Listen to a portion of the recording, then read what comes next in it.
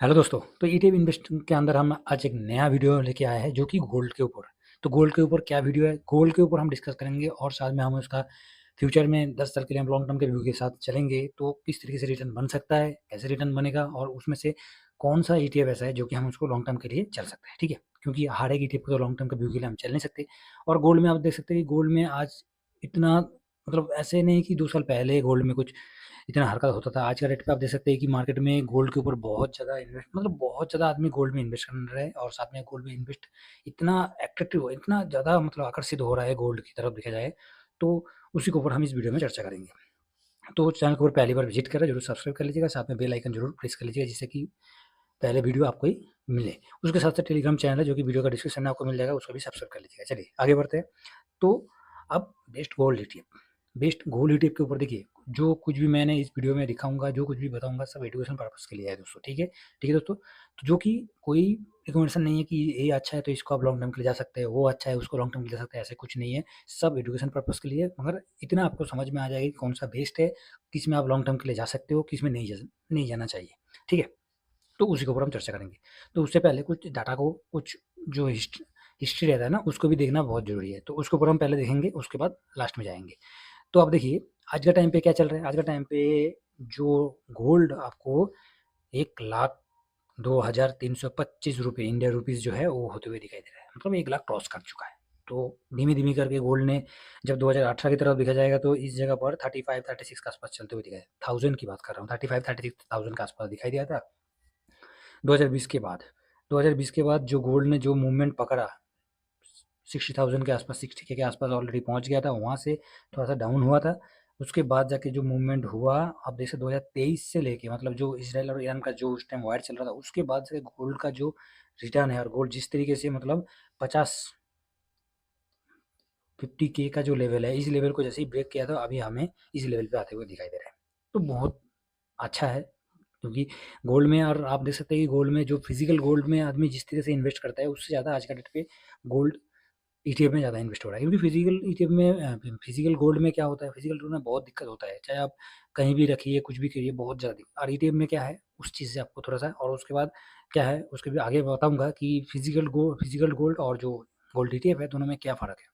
तो कुछ डाटा को आप देखेंगे कि 2024 फरवरी का गोल्ड का क्या कितना करोड़ का था, 28,529 करोड़ का गोल्ड ईटीएफ में जो।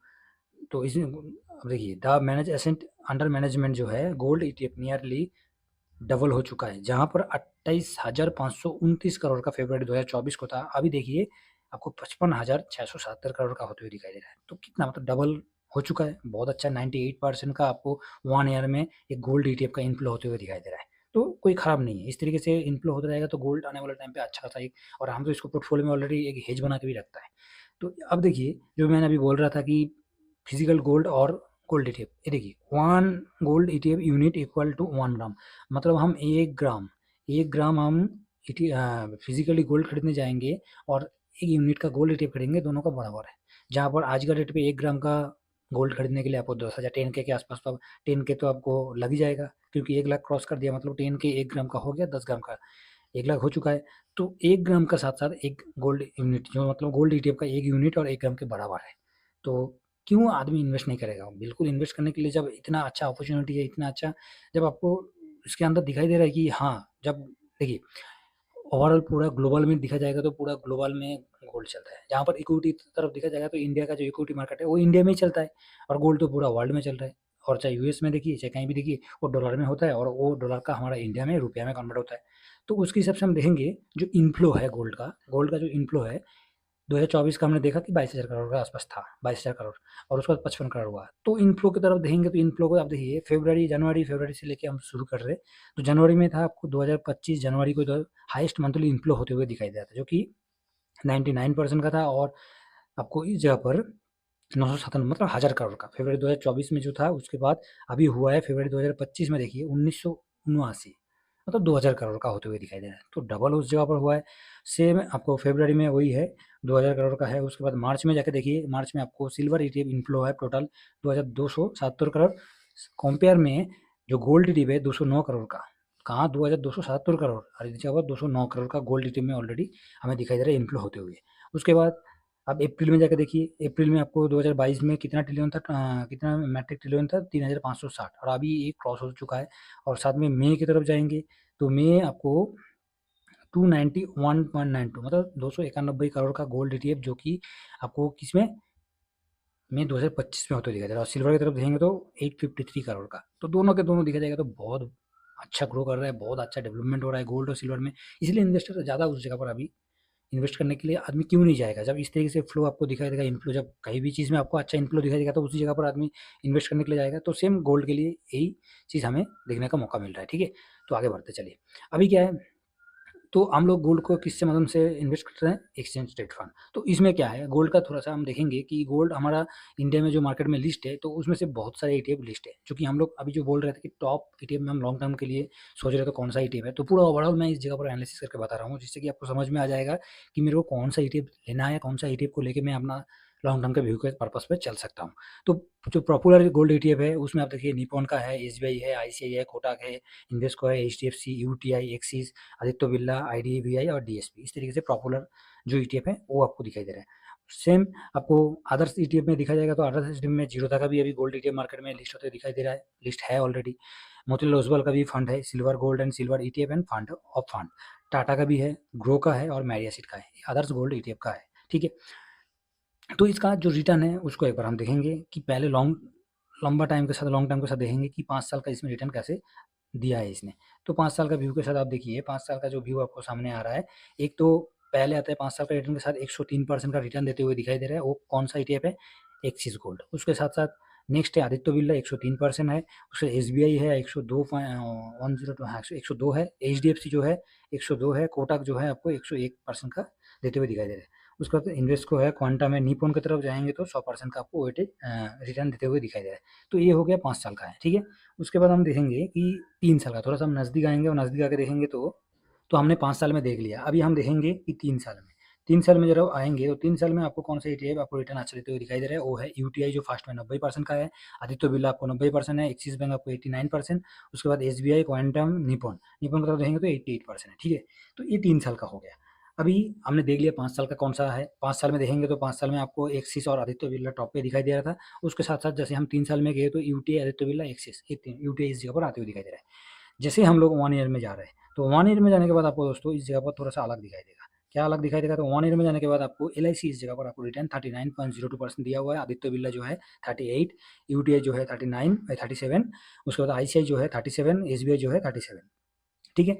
तो हमने पूरा रिटर्न देख लिया कि कौन सा 5 साल में कौन अच्छा रिटर्न दे रहा है, 3 साल में कौन अच्छा रिटर्न दिया हुआ है, और साथ में 1 साल में, शॉर्ट टर्म के साथ 1 साल में कौन अच्छा रिटर्न देते हुए दिखाई दे रहा है। तो यहाँ से समझ में आ जाएगा कि आपको कौन सा ETF आपको लॉन्ग टर्म के लिए सही है कि नहीं। उसके बाद आगे हम इसका फंडामेंटल देखेंगे। ये तो रिटर्न हमने देख लिया, अभी फंडामेंटल की तरफ देखना बहुत जरूरी है, क्योंकि हर एक चीज़ फंडामेंटल के साथ बहुत रिश्ता, मतलब कोई भी ETF ऐसे नहीं है कि 2 दिन आया 2 साल हुआ नहीं है, वो फंडामेंटल स्ट्रॉन्ग हो नहीं सकते। जो 10 साल से है वो स्ट्रॉन्ग हो सकता है, मगर 2 साल में आकर स्ट्रॉन्ग होने का कोई उम्मीद नहीं है। तो उसके ऊपर हम फंडामेंटल को देखेंगे।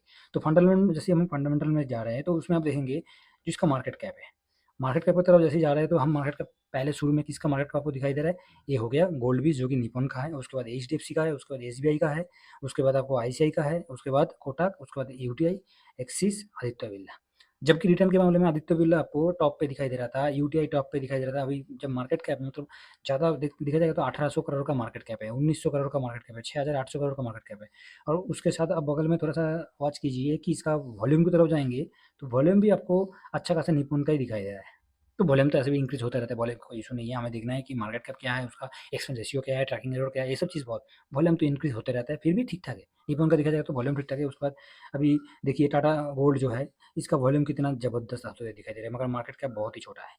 तो ये चीज़ का भी ध्यान रखना बहुत जरूरी है। इससे पहले मैंने वॉल्यूम के साथ कैसे, वॉल्यूम से रिलेटेड जो वीडियो है मैं इससे पहले अपलोड कर चुका हूँ, उसको जाकर देखिए, बहुत अच्छी तरह से आपको समझ में आ जाएगा कि ETF में कैसे क्या करना है, कहाँ पर आपको देख के वॉल्यूम के साथ नहीं चलना है। ऐसा नहीं कि सिर्फ वॉल्यूम के साथ, जिसमें वॉल्यूम अच्छा है उसमें उसको आप इन्वेस्ट कर दिए, वो गलत है, ठीक है दोस्तों।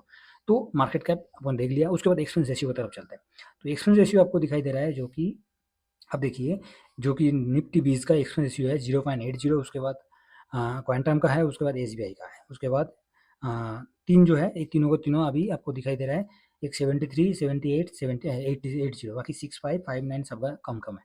तो यहाँ से आपको पता चल जाएगा कि इसका एक्सपेंस रेशियो क्या है। बाकी और भी आप चेक कर सकते हो, आप जो ब्रोकरेज हाउस यूज़ कर रहे हो, चाहे वो एंजल वन हो, चाहे वो ग्रो हो, चाहे वो प्रायर हो, कहीं भी जाके आप उसका चेक कर सकते हैं, ट्रैकिंग एरर चेक कर सकते हैं, उसके साथ-साथ उसका पीई क्या चल रहा है वो भी चेक कर सकते हैं, ठीक है? कौन-सा सेक्टर में बिलॉन्ग कर रहा है, कौन-सा इंडाइसेस में बिलॉन्ग कर रहा है, वो सब चीज़ आप हर एक ईटीएफ में चेक कर सकते हैं। बाकी गोल्ड की तरफ जाएगा तो गोल्ड तो कमोडिटी में कवर करता है और इसमें कोई इंडेक्स में नहीं है, ना कि ये कोई सेक्टर में है। तो हम जो डाटा है वो आप उसमें चेक करो, उसका पी ट्रैकिंग ईयर की, हाँ, जो गोल्ड को कवर कर रहा है, जो डॉलर में ट्रेड हो रहा है उसको जब कवर कर रहा है, तो क्या गोल्ड के साथ उसका ट्रैकिंग सही से चल रहा है कि अलग से चल रहा है, उसको देखना बहुत ज़रूरी है। तो आशा करता हूँ दोस्तों यहाँ से आपको थोड़ा-सा समझ में आ जाएगा। अभी आप देखिए, गोल्ड के साथ मैंने एक परफॉर्मेंस किया, किसका लिया हूँ, गोल्ड के साथ मैंने कंपेयर किया निफ्टी का। अब देखिए 2019 से मैंने लिया, 2019 से मैंने लिया और अभी चल रहा है 2025। गोल्ड पोर्टफोलियो में होने से क्या फ़ायदा है? उसका बहुत अच्छा सिंपल आपको इस जगह से मिल जाएगा। मैं वीकली चार्ट है और लाइन चार्ट के साथ आपको बता रहा हूँ। अब देखिए कोविड के टाइम पे मार्केट नीचे आया था, उसके बाद जाके देखिए निफ्टी ऊपर चला गया था, उसके बाद जाके धीमे-धीमे करके निफ्टी दोबारा नीचे आया, उसके बाद ऊपर चलते हुए दिखाई दे रहा है इस तरीके से। गोल्ड जैसे ही कुछ भी मतलब वर्ल्ड में कुछ भी होता है तो गोल्ड पहले भागता है। तो आप देखिए कोविड के टाइम पे भी देख सकते हैं कि गोल्ड ऊपर की तरफ भाग गया था, जहाँ पर निफ्टी इस लेवल पे आया तो गोल्ड। अभी का टाइम पे देखिए निफ्टी कहाँ है, गोल्ड कहाँ है, तो गोल्ड और निफ्टी का है। जो पोर्टफोलियो में जब रखते हैं इसलिए बोला जाता है कि गोल्ड और पोर्टफोलियो में तो बहुत अच्छा हेज बना के रखता है और जिसका उदाहरण आपको इस चार्ट के साथ दिखाई दे रहा है। और भी एक देखिए जो 2023 में यूक्रेन का जो वार हुआ था उसमें भी देखिए निफ्टी कहाँ है, निफ्टी आपको किस जगह पर दिखाई दे रहा है और जहाँ पर गोल्ड आपको किस जगह पर दिखाई दे रहा है देखिए। तो ये एक एग्जाम्पल आपको बता रहा हूँ कि पोर्टफोलियो में गोल्ड होना बहुत ज़रूरी है। बाकी कौन सा ईटीएफ को आपको लेना है 10 साल के लिए, चाहे 20 साल के लिए, चाहे 15 साल के लिए, वो मैंने आपको पूरा एनालिसिस करके बता दिया हूँ, दिखा दिया हूँ आपको। आप उसमें से कौन-सा ईटीएफ को चूज़ करेंगे तो वो बिल्कुल कोई रिकमेंडेशन नहीं है कि आप इसी को ही चूज़ कर लीजिए, ठीक है? कोई रिकमेंडेशन नहीं है। तो आशा करता हूँ जो हमने बेस्ट ईटीएफ है, जो कि लॉन्ग टर्म के लिए हम जा सकते हैं, लॉन्ग टर्म के लिए हम उसमें इन्वेस्ट करके आगे अपना ग्रोथ के लिए सोच सकते हैं। तो इतना सारी चीज़ मैंने आप लोगों को बताया कि गोल्ड में कौन-सा ईटीएफ में आप इन्वेस्ट करने के लिए बिल्कुल सही सलामत आपको। जी मैंने डीएसपी में इन्वेस्ट करूँगा, डीएसपी गोल्ड एटीएम में, तो वो कैसा है, किस तरीके से है, मैं ओवरऑल आपको दिखा दिया हूँ। बाकी और भी कुछ जानकारी चाहिए तो मैंने इसके बारे में आपको दोबारा बना दूँगा, आप ज़रूर कमेंट बॉक्स में कमेंट कर दीजिएगा। तो मैं एक-एक वीडियो जिसका आप चाहोगे तो उसके ऊपर मैं एनालिसिस करके पूरा का पूरा डिटेल वीडियो बना दूँगा, ठीक है? तो चलिए आशा करता हूँ वीडियो आपको पसंद आया, ज़रूर एक लाइक कर दीजिएगा, बाकी दोस्तों लोगों के साथ शेयर कीजिए और साथ में बेल आइकन को ज़रूर प्रेस कर दीजिए। तो और एक लास्ट चीज़ है जो कि वीडियो का डिस्क्रिप्शन में आपको टेलीग्राम का लिंक मिल जाएगा, उसको भी ज़रूर सब्सक्राइब कर लीजिएगा, ठीक है? तो चलिए नेक्स्ट वीडियो में मिलते हैं। Thank you very much. जय हिंद, जय भारत।